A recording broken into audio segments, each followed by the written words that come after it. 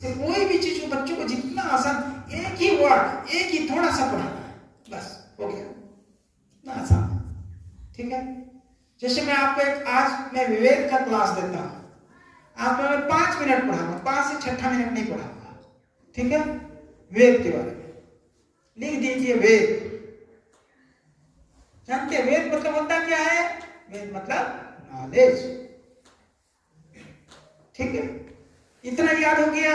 वेद मतलब क्या है? एक लाइन का तो पढ़ाइए, ज्यादा नहीं पढ़ाऊंगा, ऐसे ही बोलते रहना, ज्यादा नहीं पढ़ाऊंगा, लेकिन सब चीज पढ़ा देना, पेट में भर भी देना, दिमाग में भी भर देना। ठीक है, धीरे धीरे एक एक स्टेप पढ़ाना, स्टेप बाय स्टेप, है ना। उसको बोलते हैं पासो दोपो पासो, इटालियन भाषा में बोलते हैं पासो दोपो पासो, मतलब स्टेप बाय स्टेप। कैसे पढ़ाएंगे? देखिए, वेद पढ़ा दिए। पुराने जमाने में ज्ञान, नॉलेज को ज्ञान कहा जाता था, ज्ञान धातु से नॉलेज आता था, बाद में परिवर्तित होकर के ये विद धातु हो गया, विद से वेद आया, विद्वान आया। ठीक है, वेद मतलब क्या? ज्ञान या नॉलेज। ठीक है, वेद का सिर्फ 2 ही भाग है, 2 नाम याद रखना है, समझ गए जी? वेद क्या कितने भाग है? क्या क्या है? एक है ज्ञान कांड, एक है कर्म कांड। याद हुआ कि नहीं हुआ? हो गया। तो उसके बाद बोला कर्म कांड का 2 भाग है, एक को बोलते हैं मंत्र, दूसरे को बोलते हैं ब्राह्मण। ज्ञान कांड का भी 2 भाग है, क्या है? अरण्यक और उपनिषद। आज की पढ़ाई खत्म। आंसर पहले बताओगे तब क्वेश्चन पूछोगे। क्यों? बच्चे आंसर जब देते हैं ना तब मोटिवेट होकर के बहुत ज्यादा पढ़ते हैं। अगर वो आंसर अगर कम होगा, वो अगर नहीं दे पा रहे हैं तो वो बोरिंग होते हैं। जब हम डिक्टेशन देते थे ना, डिक्टेशन वर्ड डिक्टेशन देते थे, जानबूझ करके 8 इजी वर्ड डाले, 8 तो इजी वर्ड जो कि आराम से बच्चे लिख सकते हैं, 2 डिफिकल्ट वर्ड डालेंगे उसमें, 2 डिफिकल्ट वर्ड। वही 2 तो वो तो गलती करेंगे ही, वो तो मुझे भी पता है। वाह 80% तुम लोग ले आए, वेरी गुड। लेकिन 100% होगा तभी तभी मिलेगा। सर जी और एक बार हो जाए, इस बार हम जरूर लाएंगे। जब तक टीचर आपके साथ नहीं है, आप अपने एम्स को अचीव नहीं कर पाएंगे। जिनका जितना भी स्टाफ है, दीदी दादा मतलब एक ऐसा ऑरा होना चाहिए। तो ऐसा पर्सनालिटी टीचर का होता है कि बच्चों में बहुत पॉपुलर होते हैं। और कुछ बच्चों को तो हम देखे हैं, मास्टर साहब जब ऐसे ही उछलने लगे, सर आ गए, मतलब खूब खुश हो गए। और कुछ लोग आते ही मुंह लटका रहेगा, आ गया। मतलब आप कल्पना करो कि कुछ लोग के आते ही पूरा जंप कर रहा है, इसका मतलब कितना खुश है वो। तो जो कुछ भी बोलेगा कान खोल के, आंख खोल के, दिमाग खोल के हटाता है, अपने ब्रेन में घुसाता है कि अरे बहुत इंपॉर्टेंट बोल रहे हैं सर जी। एक एक स्वर एक एक महासागर की तरह है। मने सारेगामापधनी से लाखों ट्यून बन सकते हैं, इसलिए उसको 7 स्वरों को 7 सागर कहते हैं, है ना। अब श्रुति माने सुनना, तो श्रुति ना 22 होती है। श्रुति माने सूक्ष्म स्वर, श्रुति माने सूक्ष्म स्वर। अच्छा, तो स्वरों से नाद से उत्पन्न होता है श्रुति, और श्रुति से उत्पन्न होता है स्वर। कहने के लिए स्वर 7 ही है, सारेगमपधनी, है ना, सारेगमपधनी। उसका एक नाम है, सा का नाम है षडज व खरज, रे का नाम है ऋषभ, ग का मिडिल नाम है गंधार, मध्यम, पंचम, धैवत, निषाद व निखार। ठीक है, तो ये जो 7 स्वर है ना, ये 7 में ना 5 स्वरों के 2 रूप हैं। एक है कोमल रूप और एक है शुद्ध रूप। अब कोमल रूप कैसे होता है? तो शुद्ध स्वर है ना, उसे हल्का नीचा, जैसे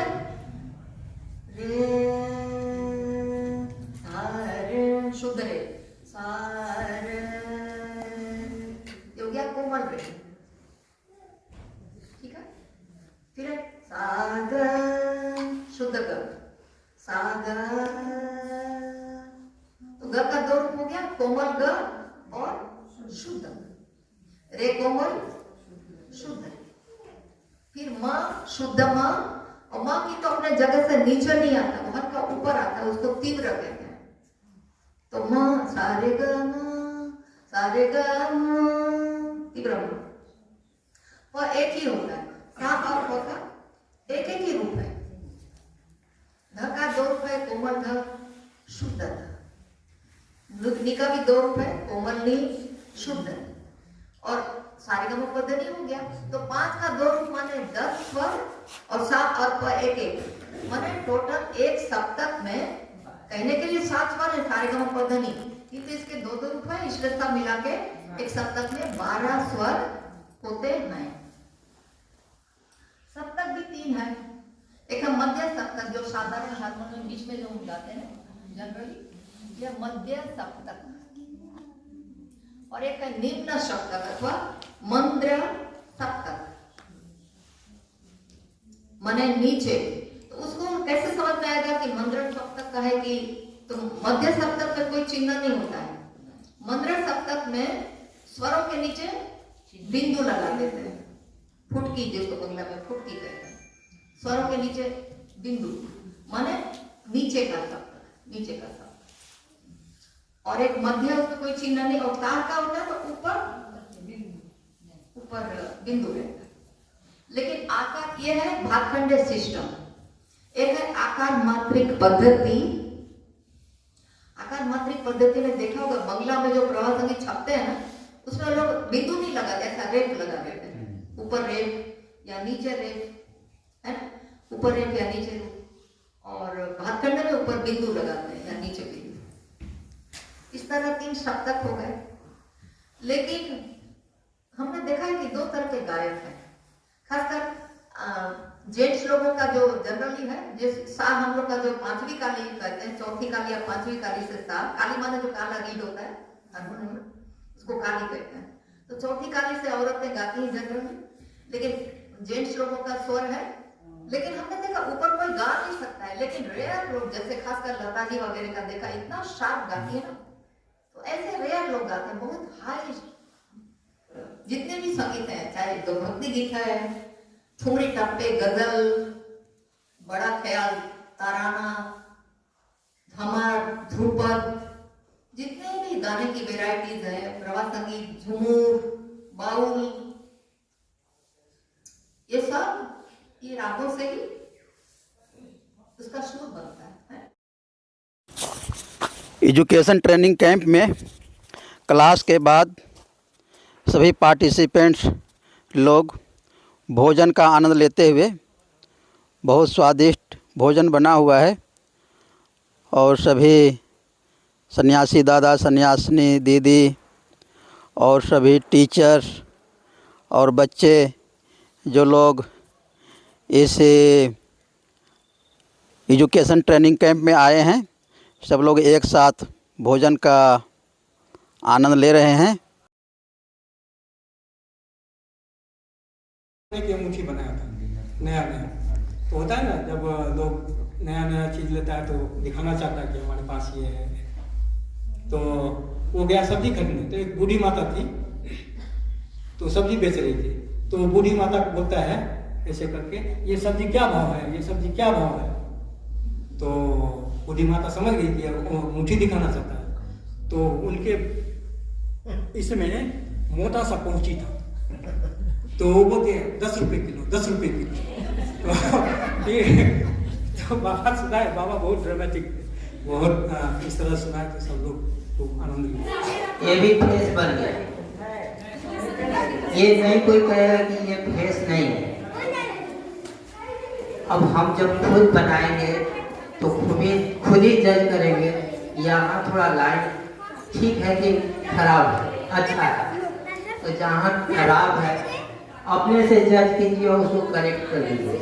ये बाल बना है, खराब वाला बाल बना है, थोड़ा स्कोप है कि और अच्छा कर सकते हैं, तो इसको थोड़ा और अच्छा कीजिए। ये लाइन ठीक नहीं है, अपने ही पता चलेगा कि नहीं ठीक नहीं लगा, कहाँ ठीक नहीं लग रहा है। पूरा पूरा नहीं देखना है, पार्ट पार्ट देखना है। ये आईब्रो का आईलाइनर ऐसे होता है, इसी को केवल ठीक करें।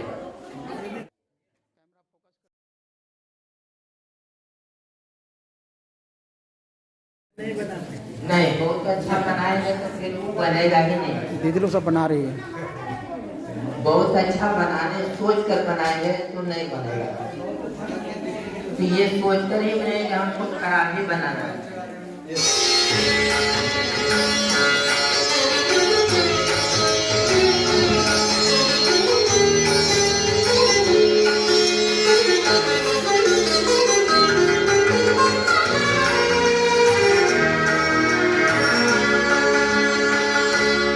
जय शिव स्वयं हो पशुपते, जय शिव स्वयं हो पशुपते।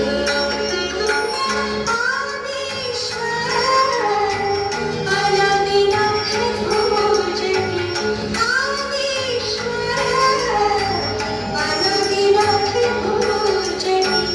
सर्वाधि साक्षी मेघातिथे, सर्वाधि साक्षी मेघातिथे। जय शिव स्वयं हो पशुपते, जय शिव स्वयं हो पशुपते।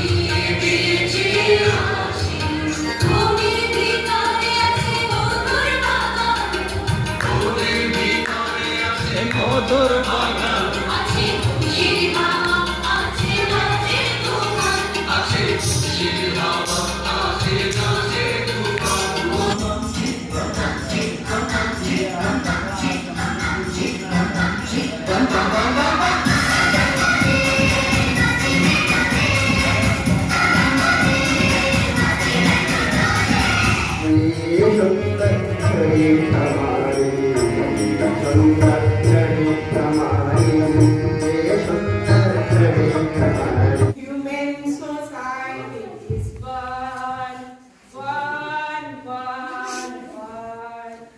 Human society is one. Moralists of the world, unite, unite, unite.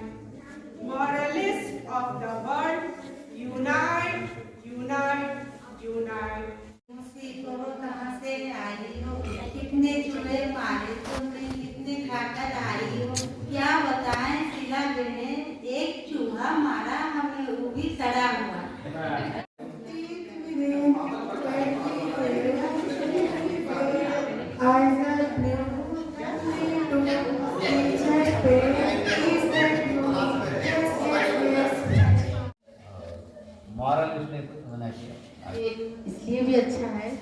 अगर आप लोग आगे बोलेंगे, सिखाएंगे, जो हमारी जो नई दीदी लोग जो आ रही हैं या जो दादा लोग आ रहे हैं उनको शायद पता नहीं है, अगर आप लोग करेंगे तो उन लोग को भी अच्छा लगेगा। तो इसीलिए हर बार अगर कल स्टोरी कंपटीशन होगा उसमें भी आप लोग पार्टिसिपेट करेंगे।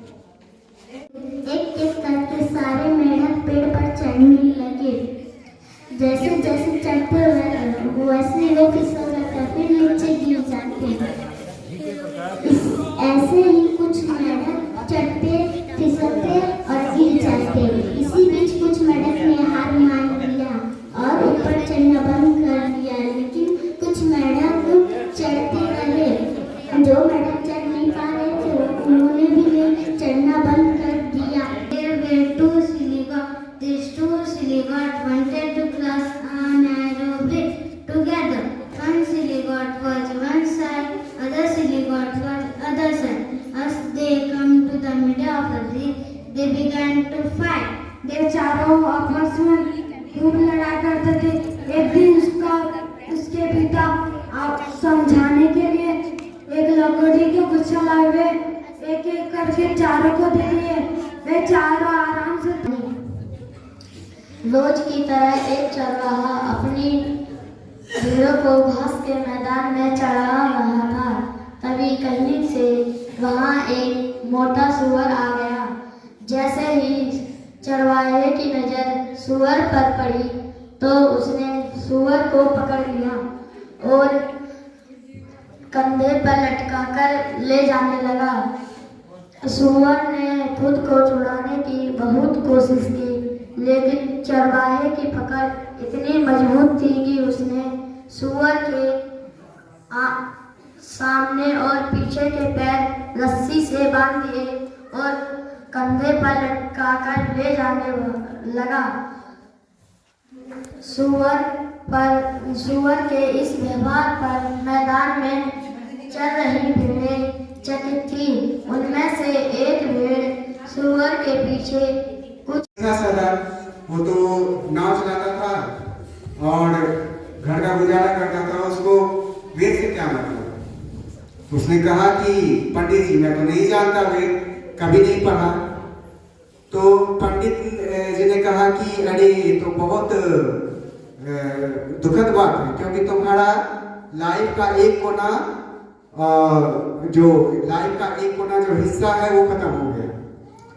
तो फिर थोड़ी देर बीतने के बाद, कुछ दूर जाने के बाद फिर पूछता है कि अच्छा तुमने शास्त्र उपनिषद पढ़े हो? तो वो कहता है, नाविक कहता है कि नहीं, मैंने शास्त्र और उपनिषद का भी अध्ययन नहीं किया है। तो फिर पंडित जी कहते हैं कि तब तो तुम्हारा जीवन का आधा लाइफ वेस्ट चला गया, बर्बाद चला गया। तो फिर नाविक चुपचाप सुनता रहा बेचारा और फिर आगे की ओर चल दिया। हे प्रभु, इस पक्षी का तो कष्ट दूर करो। प्रभु बोले, कृष्ण भगवान बोले, अगर मैं इस पक्षी का कष्ट दूर कर देता हूँ तो नहीं, ऐसा नहीं कर सकता हूँ मैं। क्यों? नारद मुनि बोले क्यों? क्योंकि इसका जो ये कष्ट है ये तो 7 जन्म का है। अगर मैं उसे जाकर ये बोलूं कि तुम्हारा ये कष्ट 7 जन्म का है, तब तो वो और भी दुखी हो जाएगी, इसलिए मैं ये बोल नहीं सकता। तो तुम जाकर, तो नारद मुनि बोले फिर क्या उपाय है प्रभु? तो प्रभु बोले तुम जाकर उस पक्षी से बोलो कि जो भी कुछ घटना हो गया है तो उसके लिए तुम भगवान को शुक्रिया अदा करो, थैंक्स बोलो। तो वो जा करके ऐसे ही बोलते हैं नारद मुनि वो पक्षी को। तो पक्षी फिर बोलना शुरू करती है कि जो भी कुछ मतलब हमारा पंख में चोट लगी इसलिए आपको धन्यवाद, हमारे मित्र छोड़ के चले गए हैं इसलिए आपको धन्यवाद, आज सूखा पड़ा हुआ है इस विश्व ब्रह्मांड में इसलिए आपको धन्यवाद। इस तरह का